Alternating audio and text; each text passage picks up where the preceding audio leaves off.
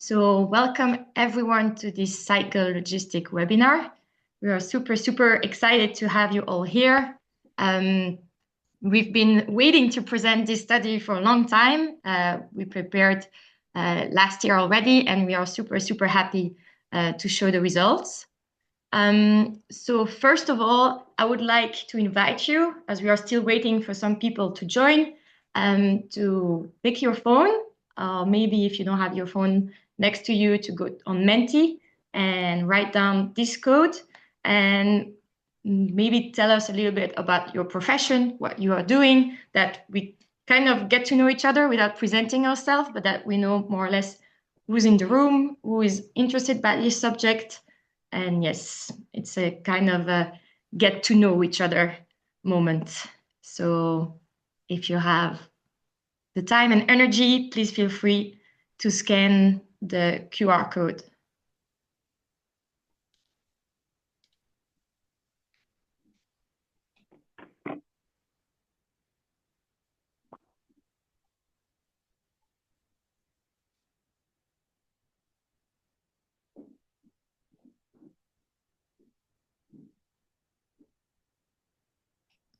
Okay, for the ones joining, we are doing a get to know each other moment where you can tell us a little bit about yourself and you can scan the QR code, and so that we see what's the diversity of the people joining this meeting. And I will let everyone see the result in a bit. Just waiting for everyone to really fill everything.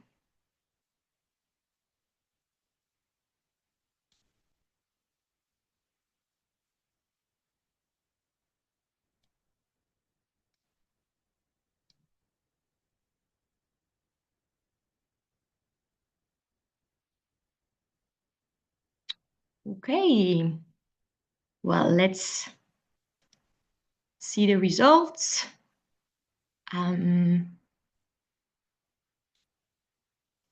Okay, so we have a very varied audience. Nice. You can still join in. There's like still this QR code. So yeah. Okay, thank you for participating. We see that everyone's here, so we were basically trying to have all of this sector today, and it seems that you all here, so we're very happy.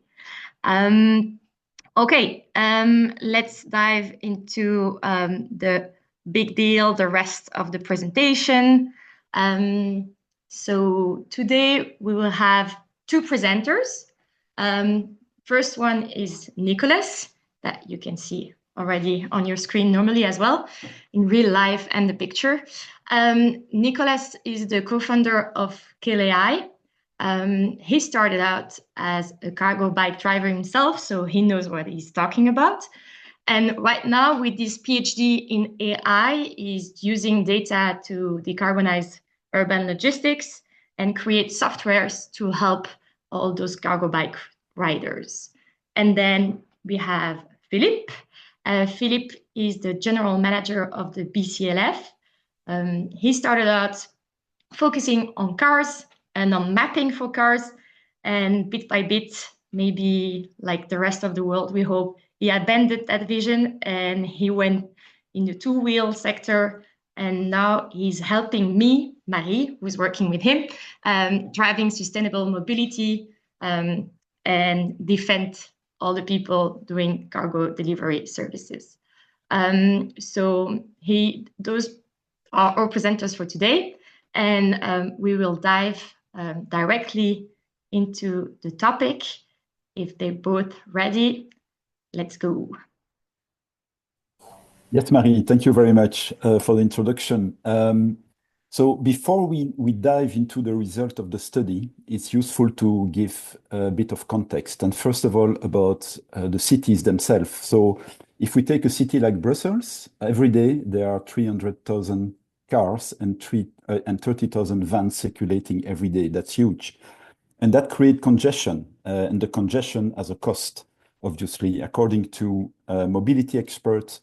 Every year at the rush hours, if a driver would be every morning and evening in the rush hours, every day of the year, they will lose about 120 hours. So that's also very significant. That's about 15 working days sitting in the car. So this has a cost, definitely. At the same time, Europe has set some targets as part of the European Green Deal to cut emission by 55% by 2030 and to become the first continent climate neutral by 2050. And locally in cities, there are initiatives to make a better place to live, like in Brussels, with low emission zones and mobility plans. So this is the context that we have in city.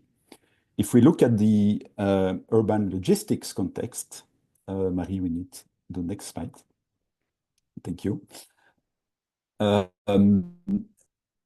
What is useful to know is that in the e-commerce in general, the parcel deliveries in Belgium keep on increasing. So you see this on the graph. It has been continuously increasing with a steep growth during the COVID years, a plateau in 2022 and back up again in 2023, about 5% increase, so the growth is continuing. At the same time, the last mile logistics, so meaning getting stuff to the final customer is a complex process because we will dive into that later in the presentation, and it costs up to 40% of the total delivery cost, so that's quite significant.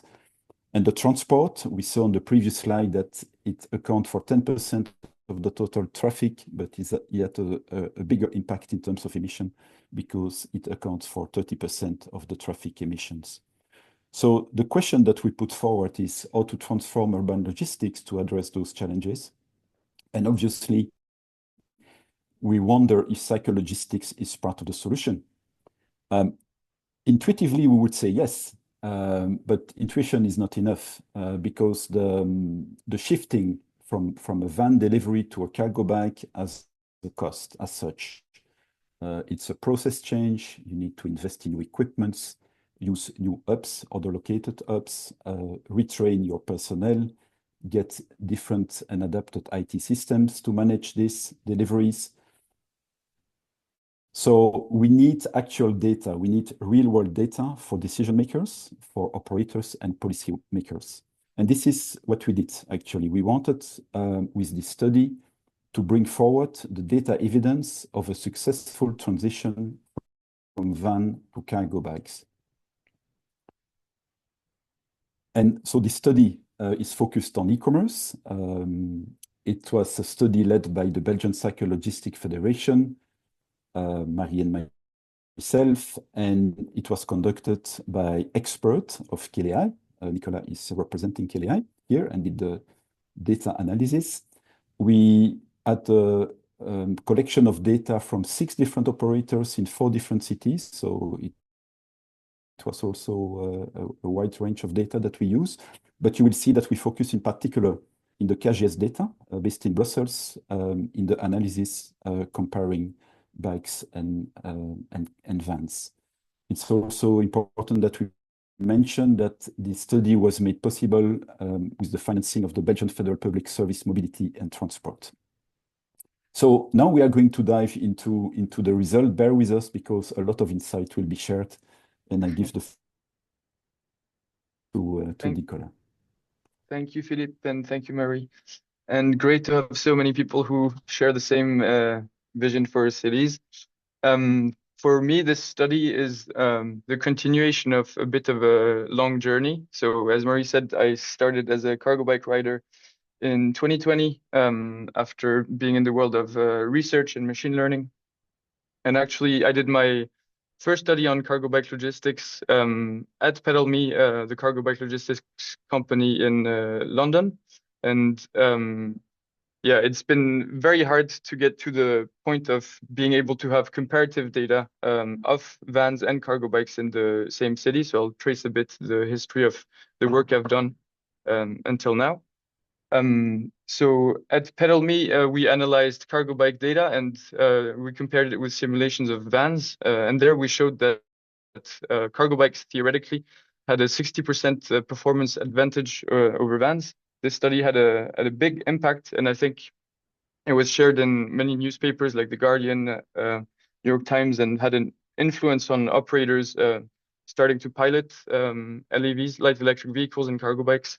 And I think this highlights how important these kinds of studies are to help companies make this leap. Then in 2022, we did a collaboration with AI researchers at MIT and ITU in Copenhagen. And there we finally started studying van data, but it was van data in US cities. So we compared it to cargo bike operators in London and Brussels. When we also developed a lot of the like frameworks that we used in this study for doing comparisons in different parts of cities. But again, we weren't able to really compare in the same context, and it wasn't really the same kind of deliveries that were being done. And then in 23, we did another simulation-based study with 𝗿𝗏bike in Brussels that again showed the theoretical advantages. And last year, for the first time, we were able to get van data and from a company that did a successful transition. And so this is, yeah, really, really rich and valuable data. So in this study, we did work with a number of operators, but here we're going to focus on 𝗂𝘁's group, which is a company that operates across Belgium and other countries. But yeah, we're going to focus on specifically one of their customers, so an e-commerce flow. And 𝗂𝘁's group started testing cargo bikes in 2022 with a green subsidy program in Belgium.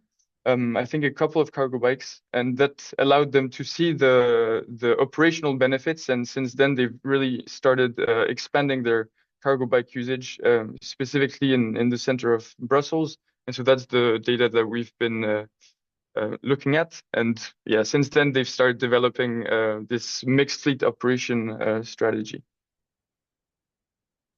And so a bit about the methodology of this study. So we collected data covering 32 days of operations. So that represents 345 routes. So this is a delivery person doing deliveries throughout the full day. So it's approximately, it's 153 cargo bike routes and 192 van routes. And it's over 32,000 deliveries. And what's particularly interesting is that Brussels is a very diverse city. There's very different kinds of urban contexts. And this data covers these different areas. And the map here shows specifically the GPS traces on the cargo bikes, but the operations in general are across the city. And so to be able to do these analyses, we had to piece together a number of different data sources, which was not an easy process. And yeah, I have to emphasize again that getting logistics data is a very difficult task. Logistics operators are usually very, very busy, and integrating into their tech systems, etc. is yeah. So we're very grateful for 𝗂𝘁 and the other operators that helped us in this. So to talk a bit about the data sources, so we had GPS trackers on the cargo bikes, but not on the vans. But we had access to the transport management system. So that's like all the events that happen for delivery, so the pickup and then the delivery time. Then we had access to the PDA tracker data. So that's the handheld device that delivery staff have that records the location, but every 3 minutes or so. And then the delivery events. And then what we did was a lot of data cleaning and then reconstructing the routes based on these different data sources. And so you can see on the map here, reconstructed route, where in blue you have the GPS trace, and then the green circles show the stop, and the bigger the circle, the longer the stop. And so looking at the results, so here we're comparing the performance of the cargo bike routes and the van routes, but quite at a high level. And so first what we see, so the left graph shows each dot is a route. and we're showing how efficient that route was. So how many deliveries per hour the delivery staff did.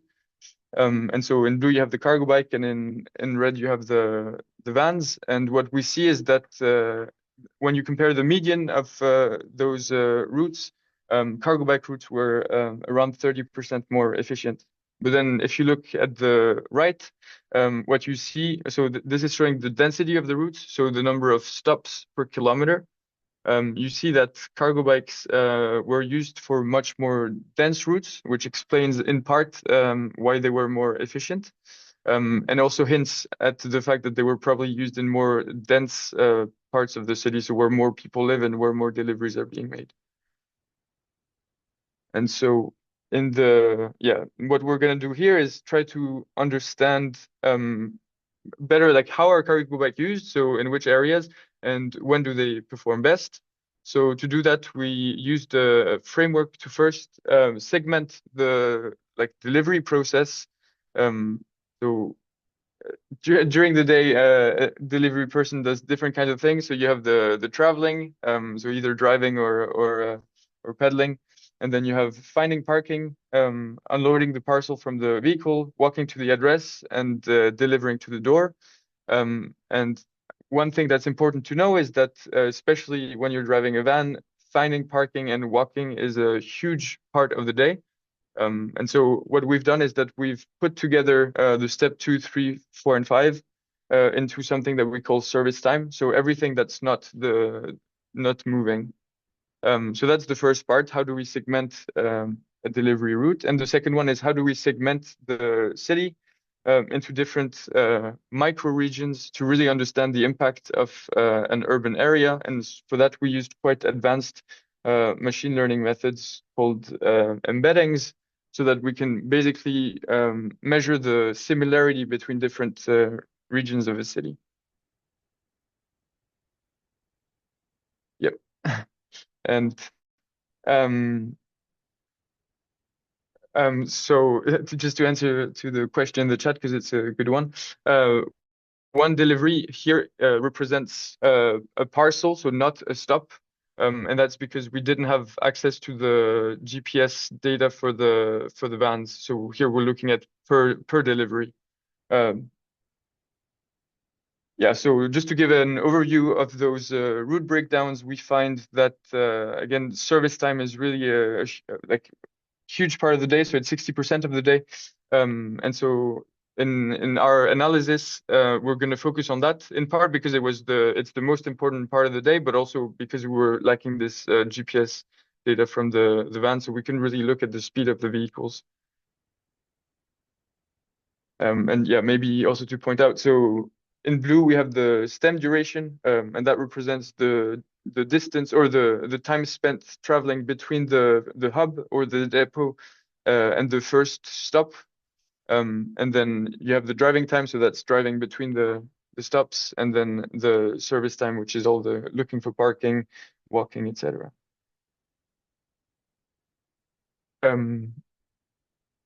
Right, and so this is our framework for understanding the impact of urban areas. So basically, we use those representations of micro regions, and we cluster them in larger areas. So 4 different types of urban areas: the core area, the urban area, and then the dense suburban and less dense suburban. And what we're interested in looking at is the performance efficiency of cargo bikes and vans across these different area types. And so to go to the results here, we're looking at the average service times across all these hexagons. So on the left, we have the cargo bikes. On the right, we have the vans. And so what we see is that overall, the cargo bikes are quite consistent across areas. So service times that are on average between 1 to 3 minutes. But what we see is that for vans, they get a lot more impacted towards the center of the city. For those not familiar with Brussels, the Pentagon is the really center. And so another important thing to know about urban logistics and deliveries is that actually what's really driving the average service time is not the most number of deliveries. So most deliveries are going to be between 1 and 3 minutes, but then you have outliers. And these so you can have a day where you do like 80% of your deliveries and they go perfectly fine, but then you'll have a bunch where it goes quite badly. And what you're trying to do is to minimize those outlier deliveries.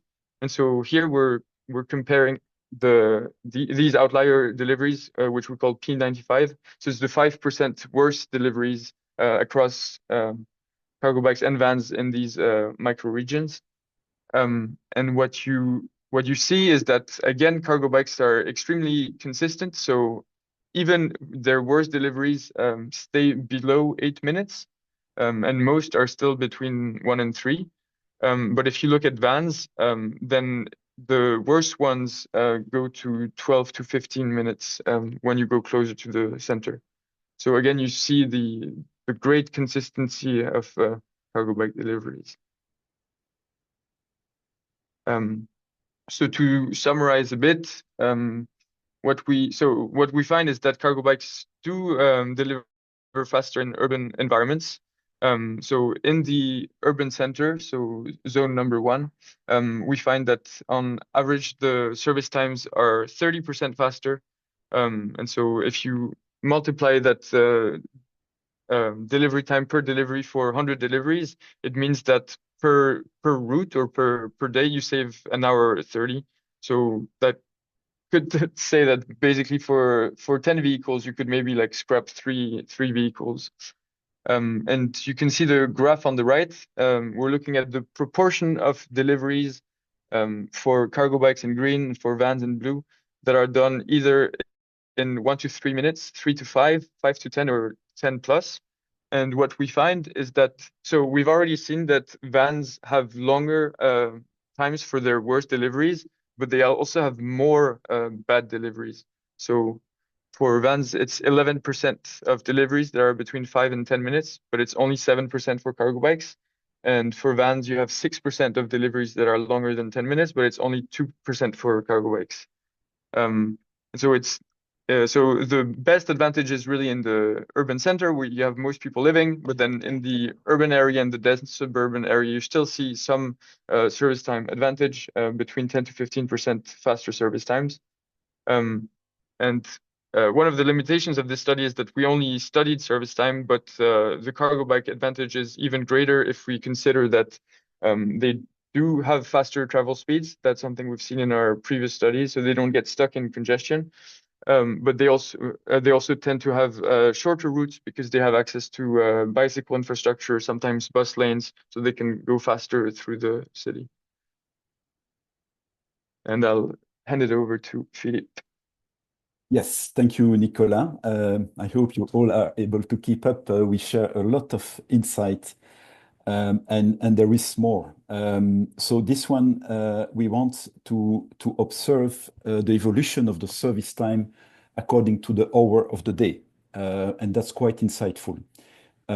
So we represent on the horizontal axis the hour of the day, so you see morning and going into the afternoon.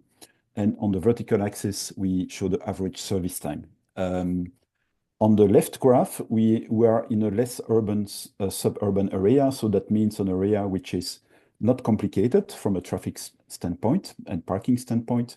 And on the right side, you have an urban core, so the most complex situation for deliveries. So on the left graph, we see that cargo bike represented in green and van in blue behave similarly and have a similar performance and are not impacted by the time of the day.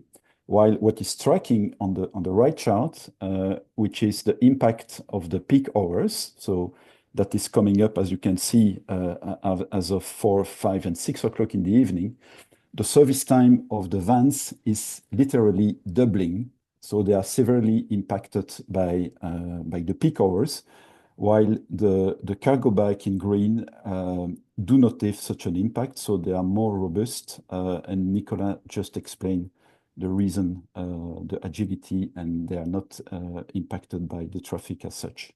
So this is quite interesting insight that we were able to measure. The next aspect that is very key for cyclogistics is the location of the hub. So the hub is the center, the building from where all deliveries are organized, all the routes start. So in the case of 𝗂𝗂𝗃, you see they are in the northern part of Brussels. So this is materialized by the red dot there. And again, we see the performance for both cargo bike and vans.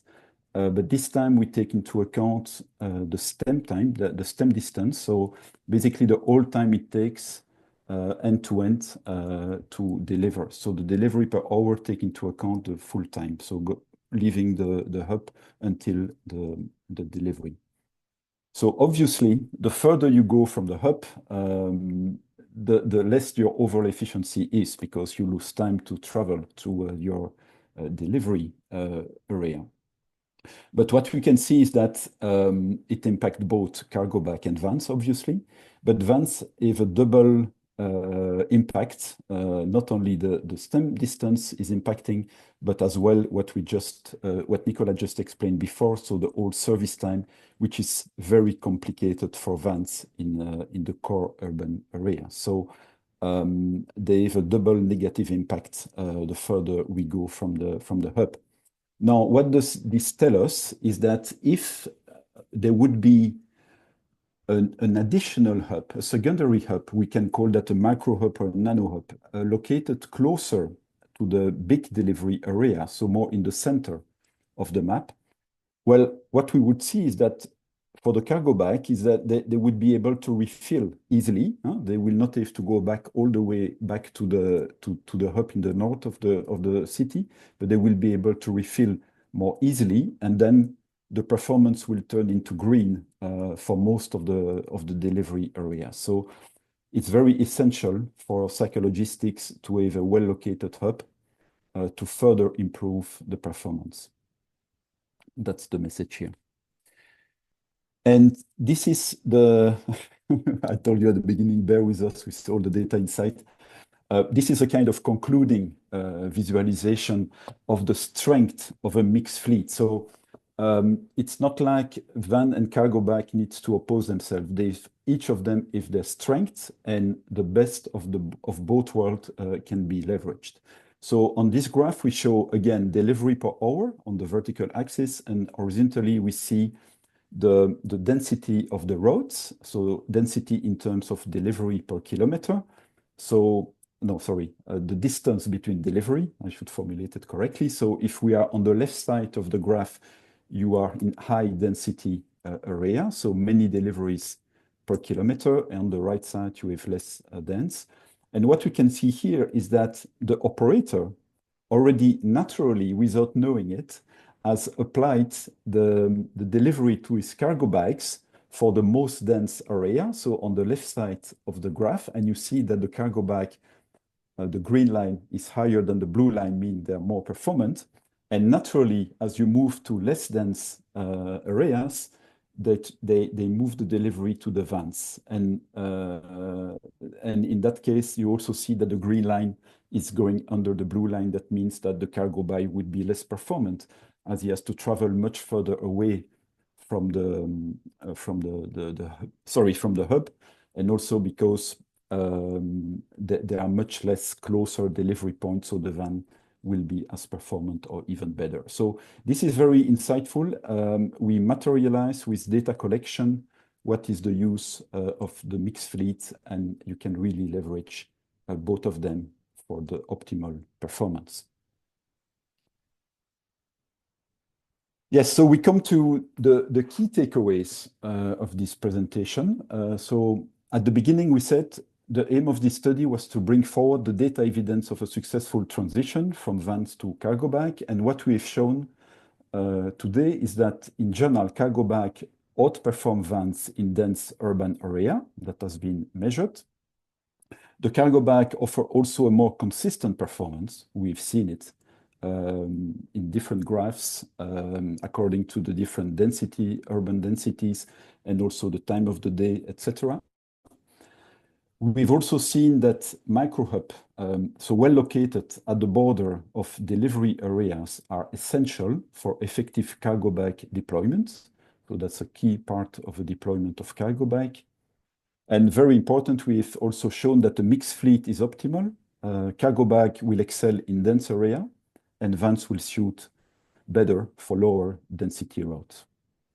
And finally, it's important to say that dispatch and routing must consider what we've shown today. That means that the reality is you have different urban density, you have different road density in terms of number of deliveries per kilometer, you have different load capacities of cargo bike and vans, and you have also potentially multiple hubs from where you can organize your deliveries. So all this should be taken into account in more sophisticated dispatch and routing, which is today not really available, but that's also another key enabler to deploy cyclogistics at scale.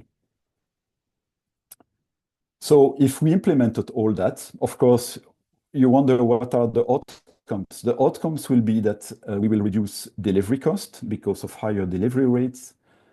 We will enhance the service reliability through more consistent delivery times. That means also higher customer satisfaction. And obviously, we will have positive impact in terms of the environment and the society, in terms of the pollution, etc., but also in terms of the less negative externalities caused by transport in cities.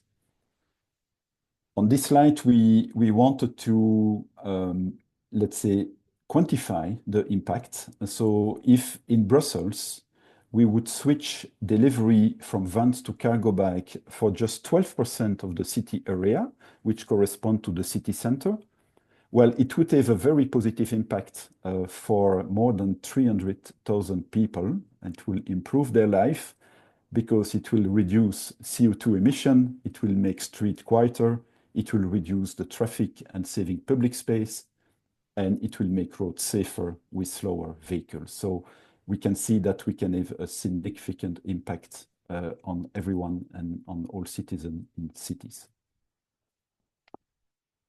Now you may wonder, okay, but is there a real potential for cargo bikes? And yes, the answer is yes. Studies have shown that up to 33% of all deliveries in cities can be shifted to cargo bike according to their capacity.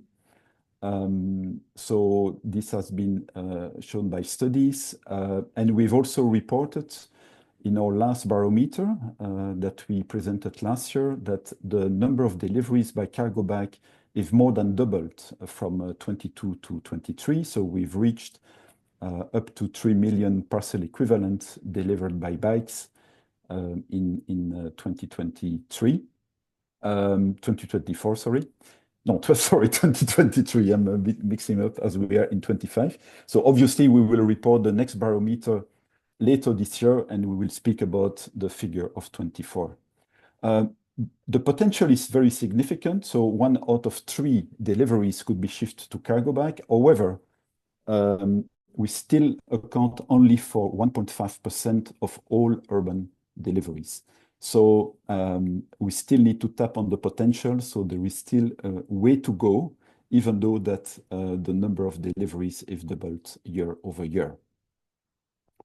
And so, as sort of concluding notes, we've seen that cyclogistics is a real solution, it's a practical solution. We don't need to invent it, it exists. We don't need to develop robots like it happens in certain places of the world, of drones. No, the technology is there, it works. We can just make it happen. And it will have a very positive impact to improve the efficiency of deliveries in cities and to create better cities to live in. Now, there is no magic solution to tap on the potential.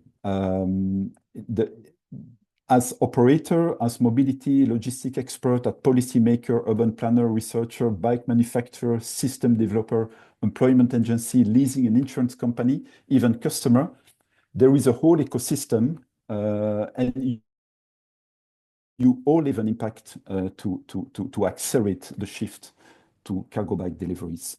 So we want to conclude this presentation with an open question to all of you. What would you recommend? What is your view to transform urban logistics and to accelerate the development of cycle logistics? Thank you. So we hope you found it interesting. It was like the result of our study. This was a presentation and some sum up, some resume. There is a big study that you can find on our website. It's more than 70 pages long, I think. So it's really interesting. And if you want, you can dive into it.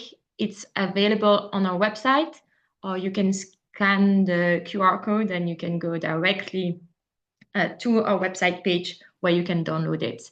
It's for free and it's super interesting. So don't hesitate if you are bored today at work or tonight when you go back home on the train transport, you can already start reading it. So we will take some time, and I'm sorry I forgot to mention it in the beginning of the webinar, but now is the time. If you have a question, Nicolas and Philippe will do their best to answer them. So if you want, you can raise your hand, or you can maybe write it down in the chat. I know Nicolas already answered one of the questions. And I saw another question. Why do you say that only 33% of the urban delivery made by vans could be done by cargo bikes? Why is this percentage? I'm going to go there. Not much higher. I will take the question. Thank you for the question. So 33% is the potential. It's already significant, right? Because 1 of 3 deliveries is very significant. It takes into account, well, 2 important criteria, which is first that a cargo bike will have an impact in a radius of, let's say, between 5 and 10 kilometers and not more. So it's really about last mile. It's about cities. And secondly, obviously, it takes into account what is the load capacity of bikes in terms of weight, in terms of volume. But there is a tremendous evolution of material going on these days. And we see now equipment that can range from loading, let's say, in the range of 100 kilos to up to total of more 500 kilos. So that all exists. They have trailers. They have a load at the front, at the back. So we have a lot of innovation going on. So the 33%, I think is a very good first target. And let's see if it can go further in the future. So there is a question. This study didn't consider second basic factor in delivering, which is the weather.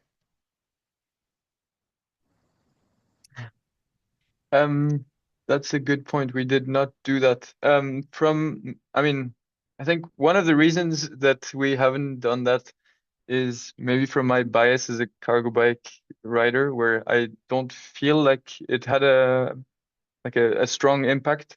But that would definitely be an interesting study to do, like really apple to apple for cargo bike and vans. Yeah. But yeah, I guess one thing to say is that I think part of the question is that there's a feeling that maybe cargo bikes or light electric vehicles would be less performant in bad weather. But I think that as it's becoming more professional and also like vehicles are developing, it's increasingly less of a factor for performance. Yeah, and I guess it was made in Belgium, so it was a little bit of every day a different weather, even if it was, because October is a little bit of winter, a little bit of summer. So yeah, so it was kind of taken into account, I guess. Annick, I see you raising your hand. Yeah, that's a good point in the comments, that bad weather often leads to higher congestion. So you would have actually an advantage using a cargo bike Annick, go ahead. We're listening to you.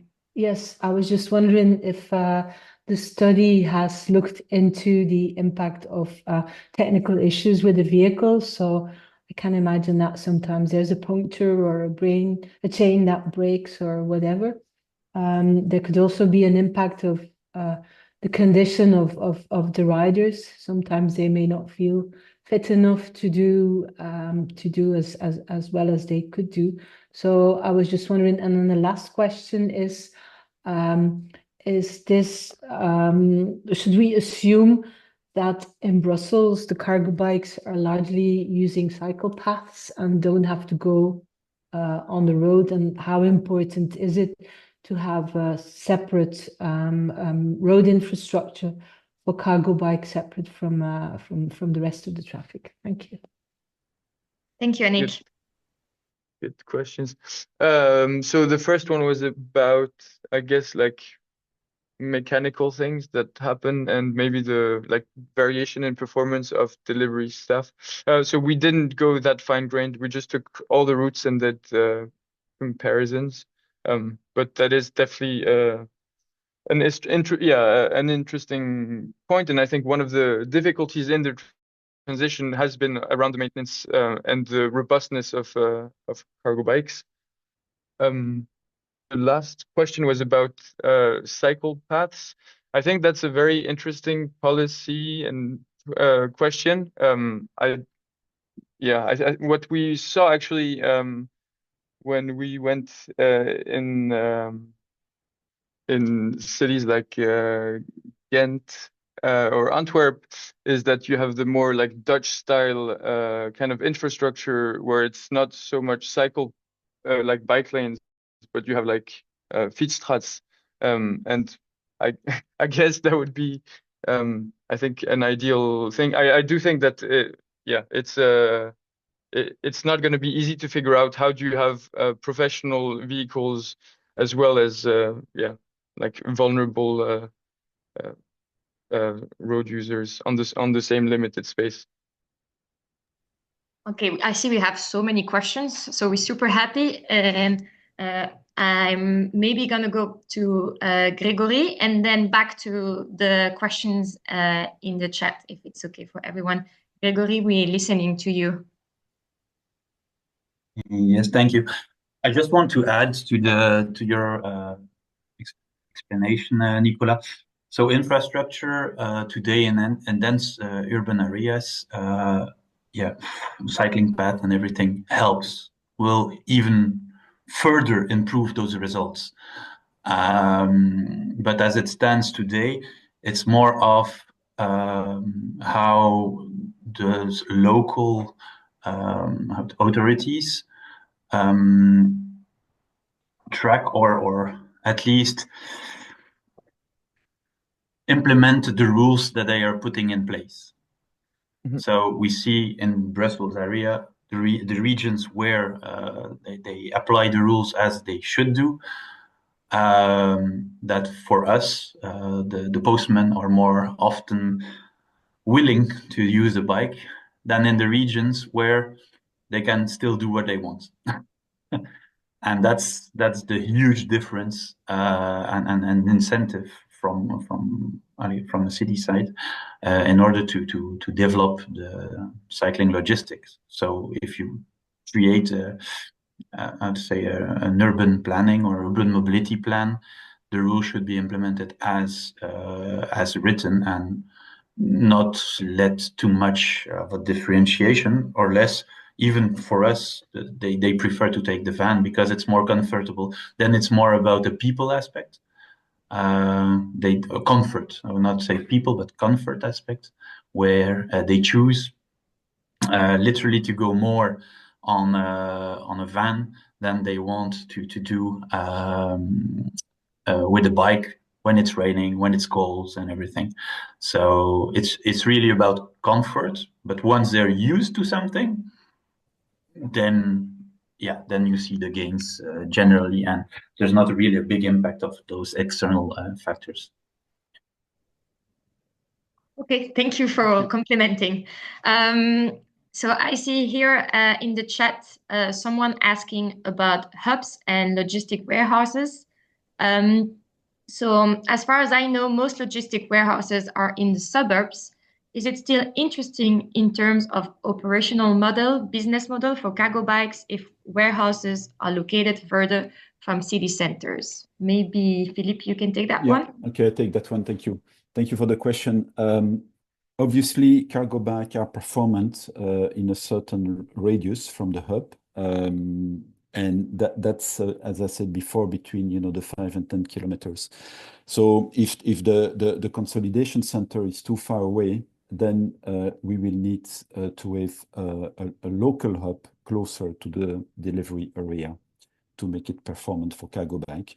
The reason is that cargo bike, the model is different as for vans. So van will be loaded for the day and go full day going around, while the cargo bike will be organized for multiple routes in the same day. So we need a place to refill, and that should be closer to the delivery area. Thank you. I'm trying to not skip everyone, but to give everyone the word. Have you considered not delivered packages? In your opinion, who has to pay the cost of transition between van and cargo bikes? Is this kind of clear as a question of Andrea? Do you want to give some more info on this? I didn't get the first part of the question. Have you considered not delivered packages? I guess that means like missed deliveries. I guess so. Mm-hmm. We did not look at if there were more missed deliveries. Okay, perfect. And for who should fund the transition, I think that's a great question. Probably a mix of public and private, and it should also be a mix of carrot and sticks. And customer, because the fact that we see delivery as a free service does not help.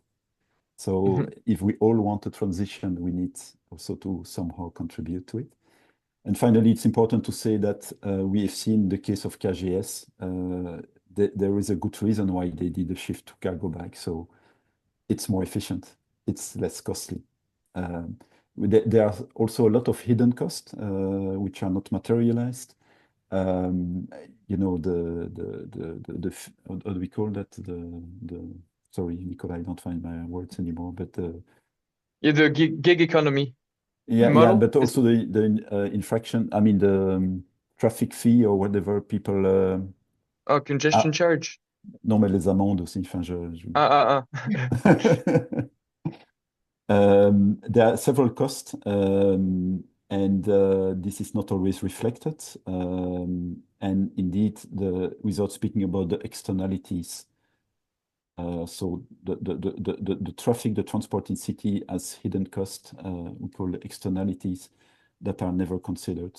And so somehow we need to go through, not go through this in a way or another. There is no easy answer, but yeah, that's what we try to. Yeah, and I do think that one of the important things about doing these kinds of data-driven studies is to help attract more investment, both from the public and the private sector, to convince that these transitions make sense, and that's where we should be investing. Okay, thank you. And I think Philippe wanted to refer to fines in general. Fines. Yeah, thank you. I've got a mixed message concerning the impact of microhubs. In one slide, the impact from hub distance is limited, and the next, it is reported significantly important. Do we have an idea on the ratio between bicycle advantages, let's say 30% in a lot of areas, and the additional cost of transitioning to different dispatch and handling? That's a long question. Do you want me to repeat a part of it? So I guess the question is, like, if you take all factors into account, Like, how does it add up? I think that's the core difficulty of the transition, and it's like how can we make space in the center available without it being too expensive? How can we develop the technology and the systems? And to me, that's the gradual development of an ecosystem that is shaping up at the moment. But yeah, it's difficult to say right now how much that costs, and obviously it depends on so many different factors. It depends on the current operations of an operator, how much density they have, what kind of deliveries they do, et cetera, et cetera. So yeah, it's a complex question for every operator. Given that you collected data from psychologistic operators in several Belgian cities, were you able to identify common characteristics or performances despite different environment and or company? Yeah, the overall trend I can share, and that's what we've seen across cities, is that psychologistics is extremely robust to any kind of urban environment. So their performance is going to be very stable, whether you're in a very dense area or further out. And yeah, and then vans will get increasingly affected in those centers. But one of the interesting things was that Belgium has very different kinds of cities. We weren't able to collect van data in any other cities than Brussels, so we couldn't do comparative studies in those cities. So we only had access to cargo bike data, and what we did find was that similar robustness. We did maybe see some slight effects on cities to cargo bike performance, but we didn't go deep in it to say anything with a lot of certainty. Yeah, we can add that we've observed like cities with a very good cycling infrastructure like Ghent were on average faster in terms of speed of the average speed of cargo bike compared to other cities. But I think that was striking. So cycling infrastructure, we spoke about it earlier, as definitely a positive impact as well.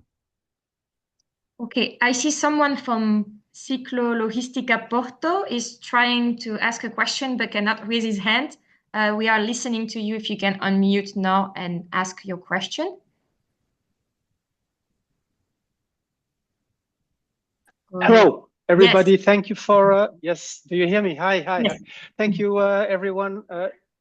First of all, thank you very much for the results. It's, I think, the first time that we see proven data, and it's really worthful. So thank you for that. I have been following since the beginning, and if I understood it well, you compared the data of cargo bikes to the ones with a to a traditional van, right? Either e-van or normal van. But not taking into consideration what we call like LEVs, like light electric vehicles, 3 bikes, quad bikes. Is that correct? No. No. Okay, Nicolas, go. Sorry. Yes. So an LEV is a light electric vehicle, and to me, a cargo bike is like people will use cargo bike to describe LEV as well. The ones that were used in this study were three-wheelers, but I agree that the terminology is confusing. Okay. So they were three-wheelers, and they could be described as LEVs. Yeah. Okay. Thank you. I asked the question because I was attending a conference lately with a panel of also psychologistic operators, among which, for example, PostNL was also there, and they tended to move away from the traditional cargo bike as we know it, like the front loader, right, the 2-wheel cargo bike, more towards any 3-wheeler, 4-wheeler LEV. For 2 reasons. The first one was comfort, something that somebody else already mentioned. And the second one, that they didn't have to give new formations to the personnel. So because they saw there was a big difference in putting somebody on a cargo bike with or without a container behind.